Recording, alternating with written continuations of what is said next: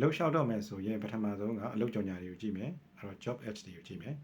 ပြီးတော့အဲ့မှာပထမဆုံးဘယ်ပိုင်းကိုကြည့်ရမလဲဆိုတော့ roles and responsibilities ကိုဘာတွေလုပ်ရမလဲဘယ်သူ့ကိုသတင်းပို့ရမလဲဆိုတဲ့အပိုင်းပေါ့နော်အဲ့ဒါကတနည်းအားဖြင့် job description JD လို့လည်းခေါ်တယ်နောက်တစ်ခုကြည့်ရမှာ qualification ဆိုတာကဘာဘွဲတွေရထားရမယ်အတွေ့အကြုံဘယ်နှစ်ရှိရမယ်စတာတွေပေါ့နော်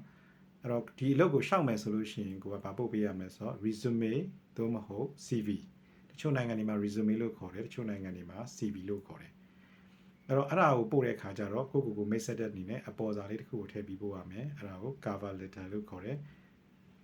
အလုပ်လျှောက်တဲ့လူတွေကို candidates တွေလို့ခေါ်တယ်အဲ့တော့ဒီ candidates တွေကမှသူတို့ရဲ့ CV တွေကို interview ဖို့အတွက်ရွေးချယ်လိုက်တာကို short list လုပ်တာလို့အဲ့တော့ကိုက interview အတွက်ရွေးချယ်ခံရတယ်ဆိုရင် HR ဖုန်းဆက်လာလိမ့်မယ်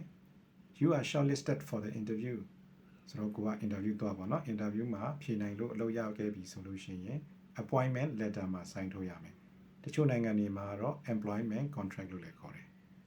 အဲ့တော့ပထမဆုံးအလုပ်စလုပ်တဲ့အခါမှာကိုကအစမ်းခန့်မယ်ရှိအောင်မယ်အဲ့တော့အစမ်းခန့်ကို probation လို့ခေါ်တယ်အစမ်းခန့်ကာလဒီ probation period ငါအစမ်းခန့်မယ်ရှိသေးတယ်ဆိုလို့ရှိရင် I am under probation ပထမဆုံးအလုပ်စဆင်းတဲ့နေ့ first day at work မှာကိုတစုံတစ်ယောက်က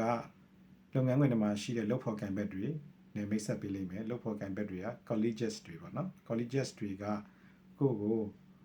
ပြောကြလိမ့်မယ်ကြိုဆိုတယ်အဲ့တော့ welcome on board လို့ပြောကြလိမ့်မယ်